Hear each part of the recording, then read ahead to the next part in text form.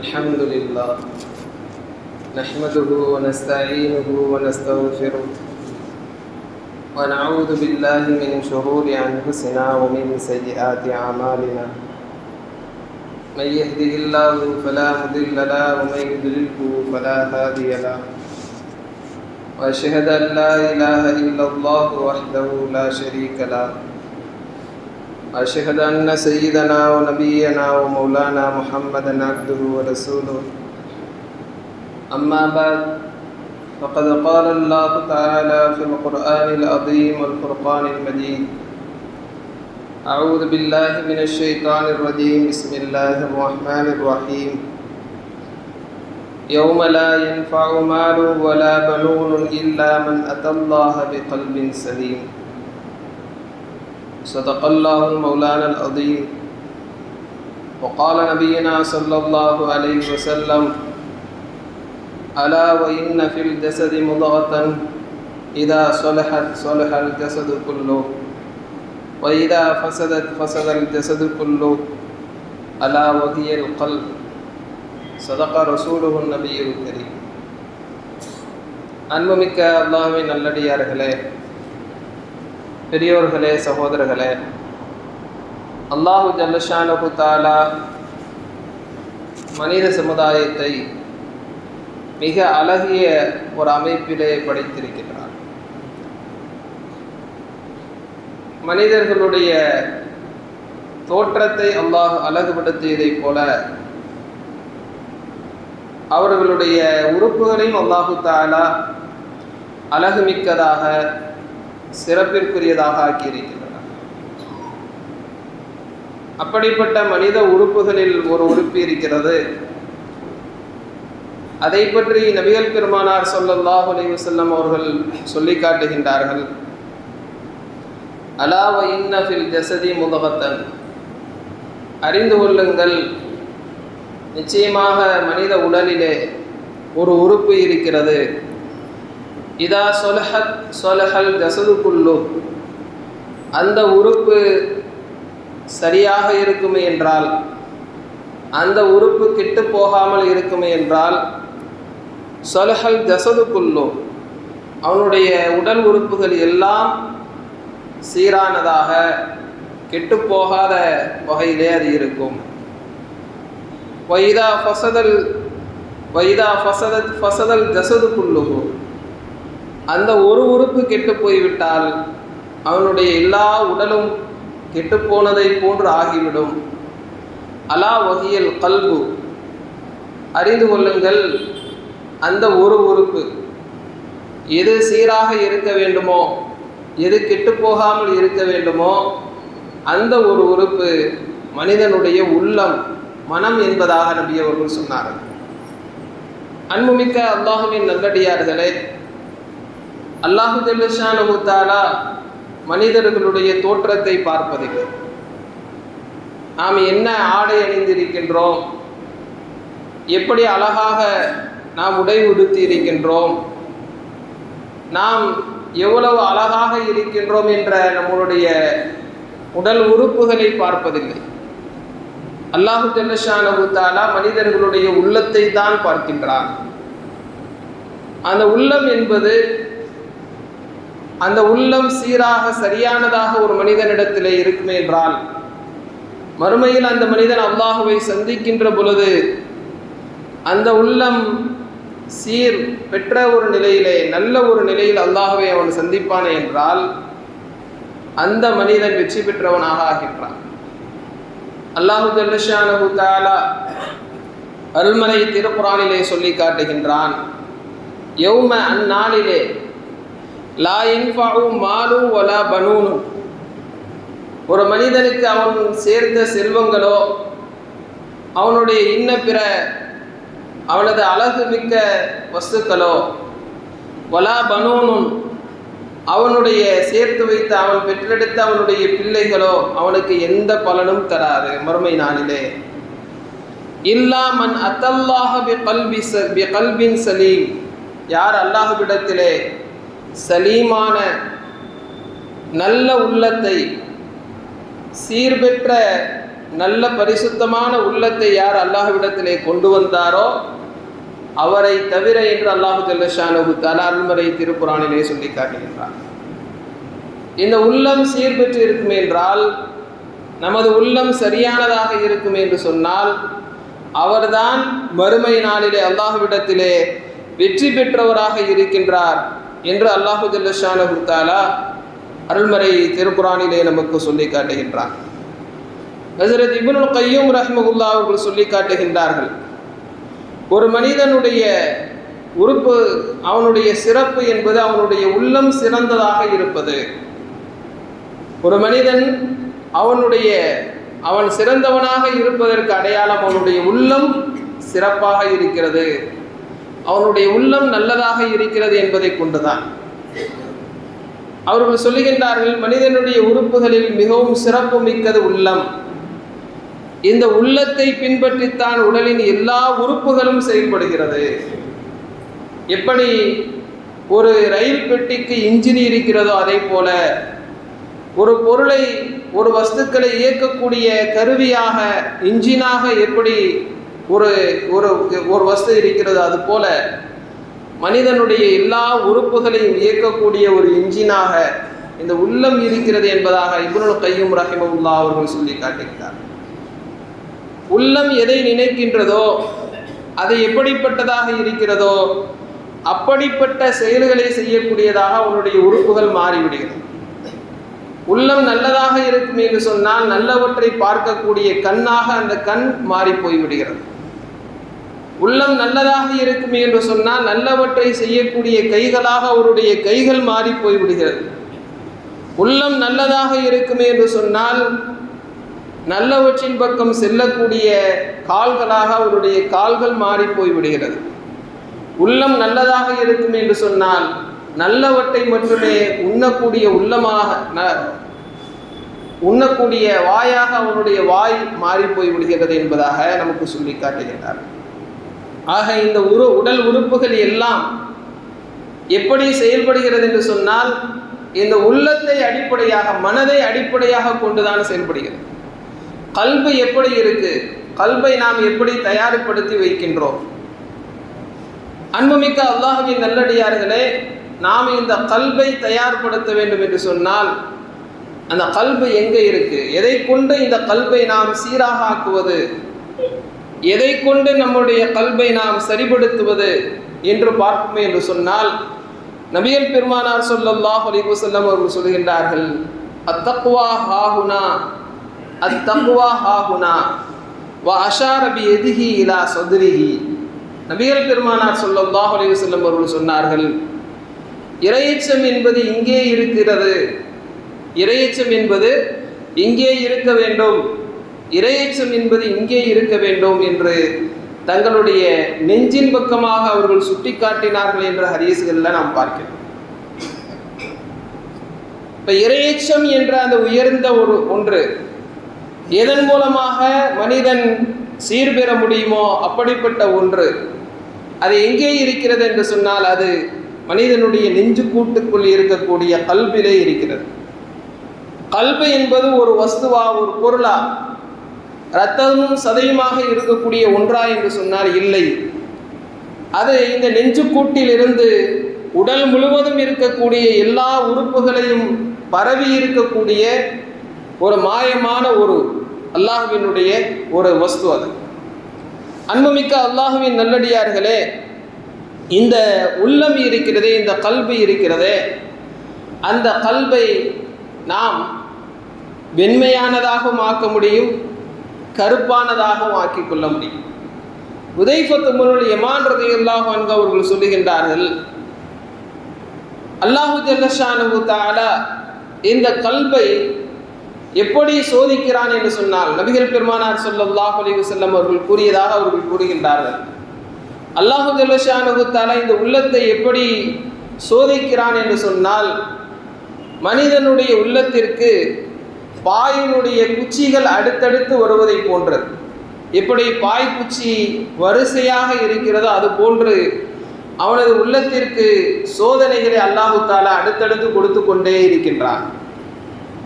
அந்த சோதனைகள் அதிலிருந்து எந்த உள்ளம் தவிர்ந்து கொள்கின்றதோ அந்த உள்ளத்திலே ஒரு வெள்ளை புள்ளி ஏற்படுகிறது.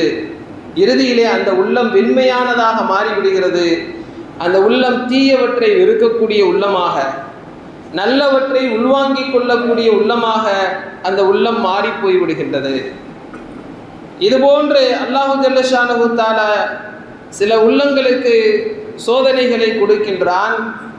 அந்த உள்ளம் அதை குடித்து விட்டால், நபி அவர்கள் சொல்லுகின்றார்கள், அந்த சோதனையை அது அருந்திவிட்டால் அந்த உள்ளத்தில் ஒரு கருப்பு புள்ளி ஏற்படுகிறது. இவ்வாறாக அவர் பாவம் செய்ய செய்ய செய்ய அந்த உள்ளம் முழுவதும் கருமையானதாக மாறிவிடுகின்றது.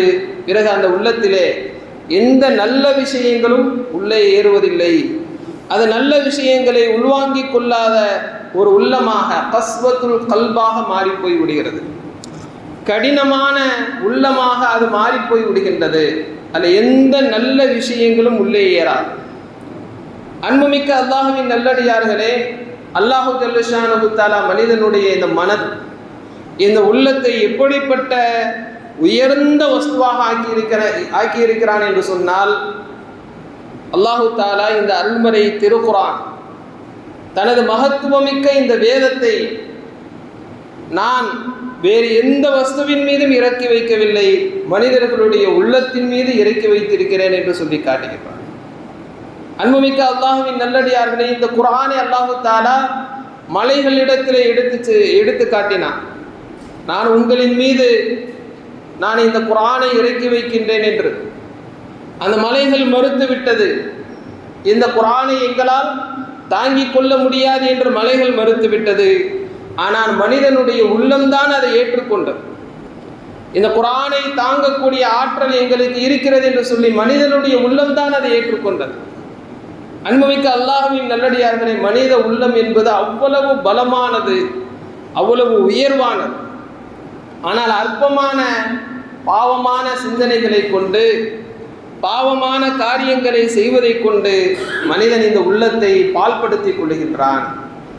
அவ்வாறாக அந்த உள்ளம் கருமையாக ஆகிவிடுகின்ற பொழுது அந்த உள்ளம் கடினமான ஒரு உள்ளமாக மாறிவிடும். எப்பொழுது மனித உள்ளம் கடினமடைந்து விடுகின்றதோ அதிலே நல்ல விஷயங்கள் எதுவுமே உள்வாங்கப்படுவதில்லை. அவர் குர்ஆனினுடைய மறுமை நாளை பற்றிய ஹாக்கா என்ற அந்த சூரா, அருள்மறை திருக்குர்ஆன் அல்லாஹு ஜல்ல ஷானஹு தஆலா மறுமை நாளினுடைய நிகழ்வை பற்றி மிக கடுமையாக சொல்லி காட்டுகின்றார். சூரத்துல் கியாமா, மறுமை நாள் எப்படி ஏற்படும் என்பதை மிக தெள்ளத் தெளிவாக நமக்கு சொல்லி காட்டுகின்றார்.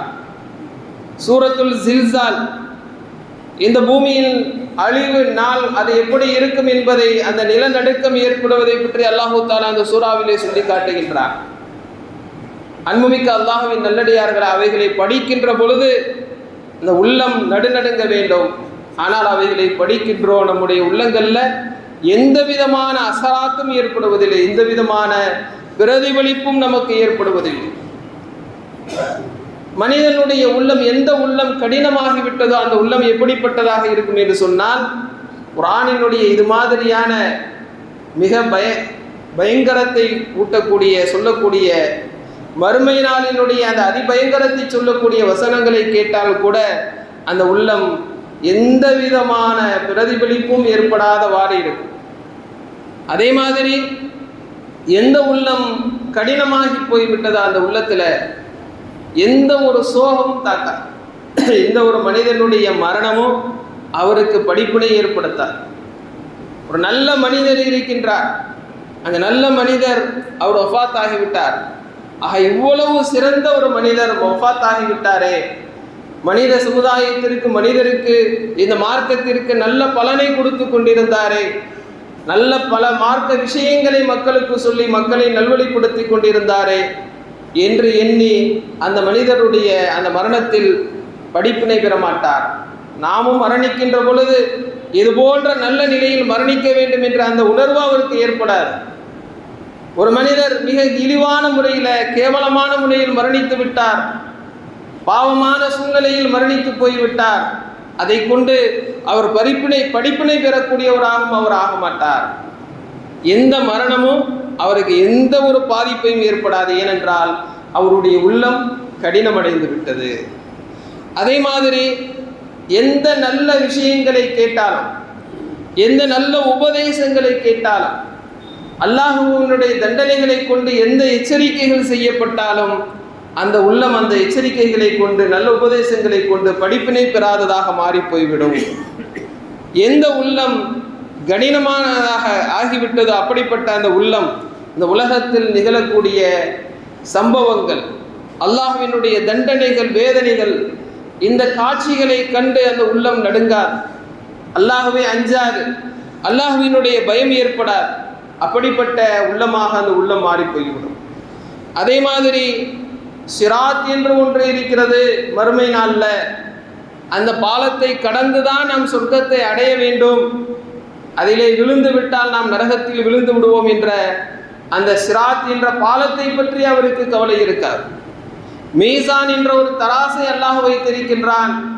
நாம் செய்யக்கூடிய அமல்கள் அதிலே நிறுக்கப்படும். நன்மையின் தட்டு கனமாகிவிட்டால் நாம் சொர்க்கத்தை அடைவோம், தீமையின் தட்டு அது கனமாகிவிட்டால் நாம் நரகத்தை அடைவோம் என்ற அந்த மீசான் தராசை பற்றி அவருக்கு எந்த விதமான கவலையும் இருக்காது. அல்லாஹ்வினுடைய சன்னிதானத்தில் சூரியன் மனிதனுடைய தலைக்கு மேலும் அவன் நிற்கக்கூடிய தரை செப்புத்தரையாக இருக்கும். அவன் செய்த பாவங்களுக்கு தகுந்தாற் போல் அவன் வியர்வையில் மூழ்கி இருப்பான். அப்படிப்பட்ட ஒரு நிலை ஏற்படுமே என்று அல்லாஹ்வினுடைய சன்னிதானத்திலே நிற்பதை பற்றியும் எந்த விதமான கவலையும் உணர்வும் அவனுக்கு ஏற்படாது.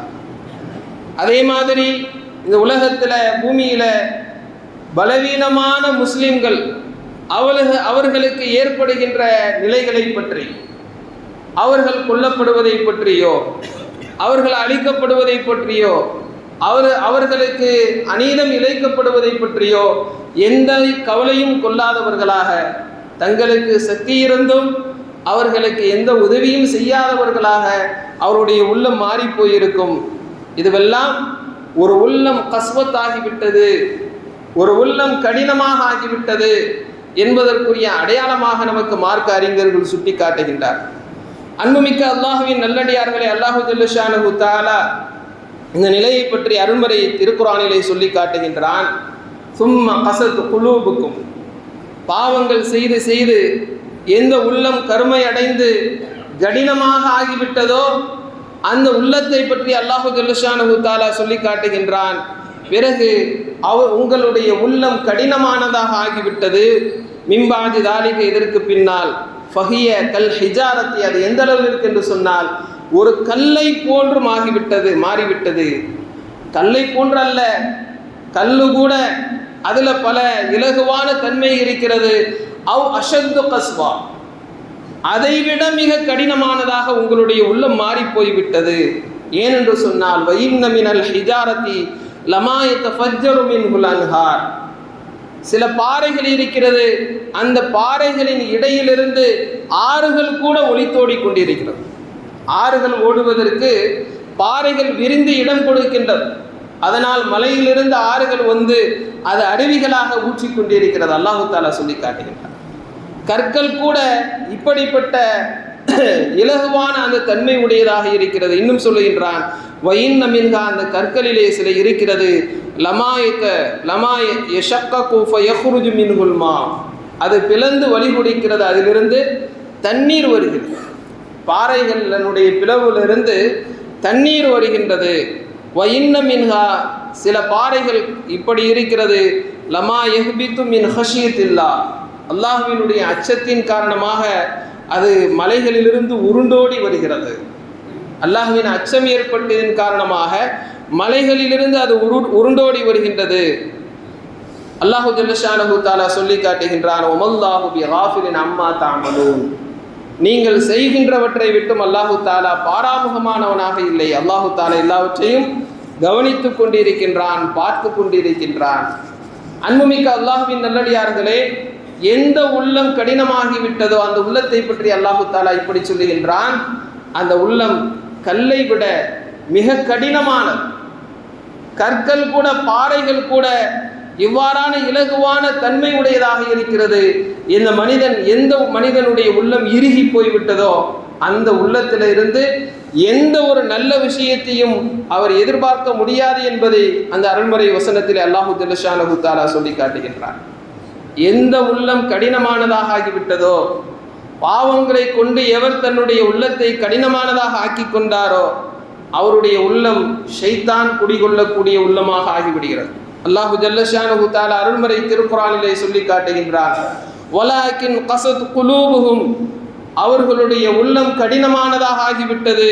வஸய்யன லஹுமுஷ் ஷைத்தானு மா கானூ யஅமலூன், ஷைத்தான் அவர்கள் செய்கின்றவற்றை அவர்களுக்கு அழகானதாக ஆக்கி காட்டுகின்றான். எந்த உள்ளம் கடினமானதாக ஆகிவிடுகின்றதோ அவர் செய்யக்கூடிய பாவங்களை எல்லாம் அவருக்கு அழகானதாக தெரியும், நல்லதாக தெரியும். மது அருந்துவது அது அவருக்கு அழகானதாக தெரியும். இது மாதிரியான பாவமான காரியங்களை செய்வது அவருக்கு பெருமையானதாக தெரியும். அது நல்லதை போன்று அவர் நினைத்து கொள்வார். இப்படி இப்படி ஷைத்தான் அவர்களுக்கு என்ன செய்கின்றான், அவர்கள் செய்கின்ற பாவமான காரியங்களை அழகானதாக ஆக்கி காட்டி விடுகின்றான். எவருடைய உள்ளம் கடினமானதாக ஆகிவிடுகின்றதோ அவருக்கு மிகப்பெரிய மேலெண்ணம் ஏற்படும், அதீதமான ஆசை கொள்ளக்கூடியவராக ஆகிவிடுவார். மேலெண்ணம் என்று சொன்னால் நடைமுறைக்கு சாத்தியமில்லாத விஷயங்களை அவர் அப்படிப்பட்ட காரியங்களை செய்து வாழ வேண்டும் என்று நினைப்பார். அன்புமிக்க அல்லாஹுவின் நல்லடியார்களே, அல்லாஹு ஜல்லஷானஹு தஆலா அருள்முறை திருக்குர்ஆனிலே சொல்லி காட்டுகின்றான், ஃபதால அலைஹிமுல் அமது, அவர்களின் மீது மேலெண்ணம் நீண்டு விட்டது. அதாவது நடைமுறைக்கு சாத்தியமில்லாத அந்த காரியங்களை செய்து வாழ வேண்டும் என்ற அந்த எண்ணம் அவர்களுக்கு நீண்டு விட்டது. ஃபகஸத் குலூபுஹும், ஏனென்றால் அவர்களுடைய உள்ளம் கடினமானதாக இருக்கிறது. வகஸீரும் மின்ஹும் ஃபாஸிகூன், அவர்களில் அதிகமானோர் பாவிகளாக இருக்கின்றார்கள் என்று அல்லாஹு ஜல்லஷானஹு தஆலா அருள்முறை திருக்குர்ஆனிலே சொல்லி காட்டுகின்றார். அன்புமிக்க அல்லாஹுவின் நல்லடியார்களே, ஹஜ்ரத் மாலிக் இப்னு தீனார் ரஹிமஹுல்லாஹ் அவர்கள் சொல்லுகின்றார்கள், நீங்கள் உங்களுடைய உள்ளம் கடினமடைவதை பொடுபோக்காக நினைக்காதீர்கள். அன்புமிக்கவர்களை நாம் சிந்திக்க வேண்டும். நாம் நம்முடைய எல்லா உறுப்புகளின் மீதும் கவனம் கொள்ளுகின்றோம். தலைவலி ஏற்பட்டால் வைத்தியம் பார்க்கிறோம், நம்முடைய கை கால்களுக்கு வலி ஏற்பட்டால் வைத்தியம் பார்க்கின்றோம். ஆனால் நாம் நம்முடைய உள்ளம் கடினமடைவதை, நாம் உள்ளம் கெட்டு போய் விடுவதை, நாம் உள்ளம் சீர்கெட்டு இருப்பதை கண்கொண்டும் பாராமல், அதை கண்டும் காணாமல் அந்த உள்ளத்தை சீர்படுத்துகின்ற அந்த விஷயத்தில் கவனமற்றவர்களாக இருக்கின்றோம். மாலிக் இப்னு தீனார் ரஹிமஹுல்லாஹ் அவர்கள் சொல்லி காட்டுகின்றார்கள், எந்த உள்ளம் கடினமாகி விட்டதோ, இறுகி போய்விட்டதோ, நன்மையான காரியங்களை உள்வாங்காத அந்த நிலைக்கு ஆளாகிவிட்டதோ அதுதான் அல்லாஹ் கொடுக்கின்ற தண்டனையிலேயே மிகப்பெரிய தண்டனை என்று சொல்லுகின்றார். நாம் நினைக்கிறோம் அல்லாஹு ஜல்லஷானஹு தஆலா நமது செல்வங்களை பிடுங்கி விடுவதையோ, ஏழ்மையிலையும் வறுமையிலையும் போர் சூழ்நிலையிலையும் மாட்டிக்கொள்வதைத்தான் நமக்கு ஏற்படுகின்ற தண்டனைகளாக, சோதனைகளாக நாம் நினைக்கின்றோம். ஆனால் மாலிக் இப்னு தீனார் ரஹிமஹுல்லாஹ் அவர்கள் சொல்லி காட்டுகின்றார்கள், இல்லை, எந்த உள்ளம் கடினமாக ஆகிவிட்டதோ அந்த உள்ளம் கடினமாக ஆக்கப்படுவதுதான் அல்லாஹ் அளிக்கின்ற தண்டனையிலேயே மிகப்பெரிய தண்டனை. உள்ளம் கடினமாக இருப்பதற்குரிய அடையாளங்கள் சிலவற்றை நமக்கு சொல்லி காட்டுகின்றார்கள். நாம் நமது உள்ளத்தோடு அவற்றை சீர்தூக்கி பார்க்க வேண்டிய கடமை இருக்கிறது. எந்த உள்ளம் கடினமாக இருக்கிறதோ அந்த உள்ளம் அல்லாஹ்வினுடைய தொடர்பை விட்டும் அல்லாஹ் அல்லாதவற்றை கொண்டு தொடர்புடையதாக ஆகிவிடுகிறது. எந்த உள்ளம் கடினமாக இருக்கிறதோ அது அல்லாஹ்வின் மீது தவக்குல் வைப்பதை விட்டுவிடுகிறது. அல்லாஹ்வின் மீது நம்பிக்கை வைக்காது. அல்லாஹுவை கொண்டுதான் எல்லாம் நடக்கின்றது என்ற அந்த உயர்ந்த எண்ணம், அந்த தவக்குல் அவருடைய உள்ளத்திலிருந்து நீங்கி விடுகிறது. அவருக்கு பேராசை அதிகமாக ஆகிவிடும். எந்த அளவுக்கு என்று சொன்னால், நீண்ட காலம் இந்த பூமியிலே வாழ வேண்டும் என்ற பேராசை உடையவராக அவர் ஆகிவிடுவார். அதே மாதிரி மக்களோடு அதிகமாக கலந்திருக்க வேண்டும், எல்லா பாவங்களிலும் தான் பங்கு கொள்ள வேண்டும் என்ற எண்ணம் அவருக்கு உண்டாகும். அங்கே ஒன்று அப்படி ஒன்று நடக்குதா, அங்கே எப்படியாவது போகணும், அதில் நம்ம பங்கெடுத்து கொள்ளணும். அது நன்மையா தீமையா, அது நல்லதா கெட்டதா, அது பாவமா என்று பாராமல் எல்லாவற்றிலும் தான் பங்கு கொள்ள வேண்டும் என்ற அந்த எண்ணம் கசரத்துல் முகாலத்தா, அதிகமாக பங்கெடுத்துக் கொள்ளக்கூடிய அந்த மனப்பான்மை அவருக்கு ஏற்பட்டு விடுகின்றது. கசரத்துல் லிஹ்க், அதிகமாக சிரிக்கக்கூடியவராக இருப்பார். அதே மாதிரி அதிகமாக உணவை விதவிதமாக சாப்பிடக்கூடிய எண்ணமுடையவராக அவர் இருப்பார். அதிகமாக அல்லாஹ்வை மறந்து இபாதத்துகளை மறந்து தூங்கக்கூடியவராக அவர் இருப்பார் என்பதாக சொல்லி காட்டுகின்றார். இதற்கு மருத்துவம் என்ன? ஹஜ்ரத் இப்னு மஸ்ஊத் ரலியல்லாஹு அன்ஹு அவர்கள் சொல்லி காட்டுகின்றார்கள், உத்துலுபு கல்பக ஃபி அர்பஅத்தின், உம்முடைய உள்ளத்தை 4 இடங்களிலே நீங்கள் தேடி பாருங்கள். உத்துலுபு கல்பக ஃபி அர்பஅத்தி மவாத்தின, 4 இடங்களில் உங்களுடைய கல்பை தேடி பாருங்கள். அந்த 4 இடத்துல கிடைக்காவிட்டால் இறைவா எனக்கு உள்ளத்தை கொடு என்று அல்லாஹ்விடத்தில் கேளுங்கள்.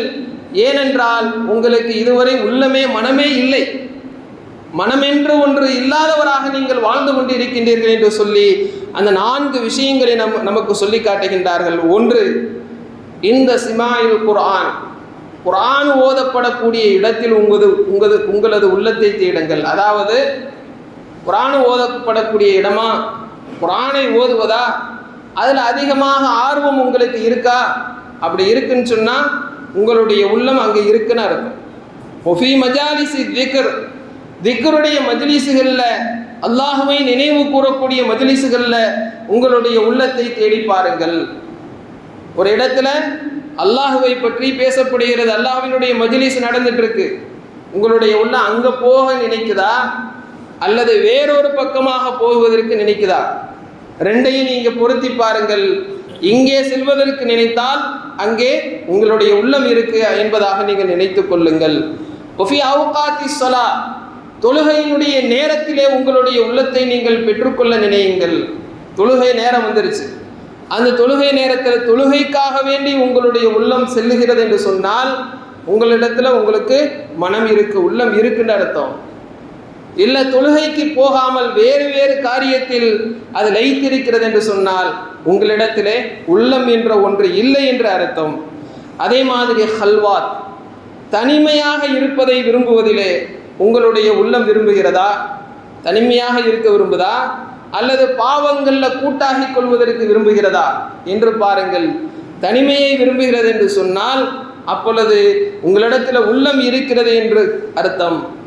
இப்னு மஸ்ஊத் ரலியல்லாஹு அன்ஹு அவர்கள் சொல்லுகின்றார்கள், ஃபைல்லம் தஜிதுஹு, இதை எதையிலையும் நீங்கள் உங்களுடைய மனதை நீங்கள் பெற்றுக்கொள்ளாவிட்டால், இதை எதையும் செய்வதற்கு உங்களுடைய மனம் தயாராக இல்லை என்று சொன்னால், நஸ்அலுல்லாஹ தஆலா ஐ யமுன்ன அலைக பிகல்பின், அல்லாஹு தஆலா உங்களுக்கு உள்ளத்தை கொடுக்க வேண்டும் என்று அல்லாஹ்விடத்திலே நீங்கள் கேளுங்கள். ஃபைன்னஹு லா கல்புன் லக, ஏனென்றால் உங்களுக்கு உள்ளமே இல்லை, உங்களுக்கு மனம் என்ற ஒன்றே இல்லை. ஃபல் கல்பு யம்ருது கமா யம்ருதுல் பதன், மனிதனுடைய உடல் எப்படி நோய்படுகின்றதோ அது மாதிரி மனிதனுடைய உள்ளத்திற்கும் நோய் ஏற்படுகின்றது. ஒஷிஃபாவுஹு அத்தௌபா, அதனுடைய நிவாரணம் தௌபா, பாவ மன்னிப்பாக இருக்கிறது. ஒயஜூஉ கமா யஜூஉல் பதனோ, மனிதனுக்கு எப்படி பசி ஏற்படுகின்றதோ அதே மாதிரி மனித உள்ளத்திற்கும் பசி ஏற்படுகின்றது. ஒ தஆமுஹு ஒ ஷராபுஹு, அதனுடைய உணவும் குடிப்புமாகிறது. அல் முஹப்பத்து வல் இனாபா, அல்லாஹுவை நேசிப்பதும் மனிதர்களுக்கு உதவி உபகாரங்களை செய்வதும் இருக்கிறது, இதுதான் அதனுடைய உணவும் குடிப்பாகவும் இருக்கிறது. வயாரா கமா யாரல் பதனு, மனித உடல் நிர்வாணம் அடைவதைப் போல மனமும் நிர்வாணம் அடைகிறது.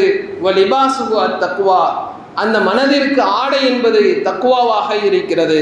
அல்லாஹு ஜல்லஷானஹு தஆலா சொல்லுகின்றான், வலிபாசு தக்குவா தாலிக கைருன், மனிதர்கள் அணிகின்ற ஆடையிலேயே சிறந்தது இறையச்சம் என்ற ஆடை என்பதாக அந்த அருள்மறை வசனத்தை சொல்லி காட்டுகின்றார்கள். வயஸ்தஉ கமா யஸ்தவுல் ஹதீத், எப்படி இரும்பு துருப்பிடிக்கிறதோ அதே போன்று மனித மனமும் துருப்பிடிக்கின்றது. அதனுடைய மருத்துவமாகிறது, அதை நீக்குவதற்கான மருந்தாகிறது அல் இஸ்திக்ஃபார் செய்வது என்பதாக ஹஜ்ரத் இப்னு மஸ்ஊத் ரலியல்லாஹு அன்ஹு அவர்கள் கெட்டுப்போன உள்ளங்களுக்கான மருந்தை நமக்கு சொல்லி காட்டுகின்றார். அல்லாஹு ஜல்லஷானஹு தஆலா கூறுகின்ற இந்த அருள்மறை வசனத்தை கூறி நிறைவு செய்கின்றேன். அல்லாஹு தஆலா கூறுகின்றான், எந்த உள்ளம் வெண்மையானதாக பாவமற்ற உள்ளமாக இருக்கிறதோ, கஸ்வத்து கல்பாக இல்லையோ, இறுகிய மனம் உடையதாக இல்லையோ, அப்படிப்பட்ட உள்ளம் எப்படியாக இருக்கும் என்று சொன்னால், இன்னமல் முஃமினூன் அல்லதீன, மூமின்கள் அவர்கள் எப்படிப்பட்டவர்கள் என்றால், இதா துக்கிரல்லாஹு, அல்லாஹுவை பற்றி அவர்களிடத்திலே சொல்லப்பட்டால், வஜிலத் குலூபுகும், அவருடைய உள்ளம் நடுநடுங்கும். வைதா துலியத் அலைஹிம் ஆயாத்துஹு, அவரிடத்திலே இறைவனின் வசனங்கள் ஓதப்படும் என்று சொன்னார், ஜாதத்துஹு ஈமானா, அவர்களுக்கு ஈமான் அதிகரிக்கும் என்பதாக அல்லாஹு ஜல்ல ஷானஹு தஆலா அருள்மறை திருக்குர்ஆனிலே சொல்லி காட்டுகின்றார். அன்புமிக்க அல்லாஹுவின் நல்லடியார்களே, நாம் நமது உடல் அழகாக இருக்க வேண்டும் என்று நினைக்கின்றோம், நமது உடை அழகு பெற வேண்டும் என்று நினைக்கின்றோம், நமது உள்ளத்தை பற்றி கவலையற்றவர்களாக இருக்கின்றோம். நம்மை அறியாமல் பாவமான சிந்தனைகளை கொண்டு, பாவமான விஷயங்களை கொண்டு நமது உள்ளம் இறுகி கொண்டு இருக்கிறது, கருமை அடைந்து கொண்டு இருக்கிறது. அதை நல்லவற்றை கொண்டு நாம் வெண்மையாக்குவோம். அல்லாஹ்விடத்திலே பரிசுத்தமான உள்ளத்தை கேட்டு பெறுவோம். அல்லாஹு ஜல்ல ஷானஹு தஆலா அப்படிப்பட்ட நல்லுள்ளம் படைத்தவர்களாக நம்மை ஆக்கி அருள் புரிவானாக. வாஹிரு தாவானா அனில் ஹம்துலில்லாஹி ரப்பில் ஆலமீன். அஸ்ஸலாமு அலைக்கும் வரஹ்மத்துல்லாஹி.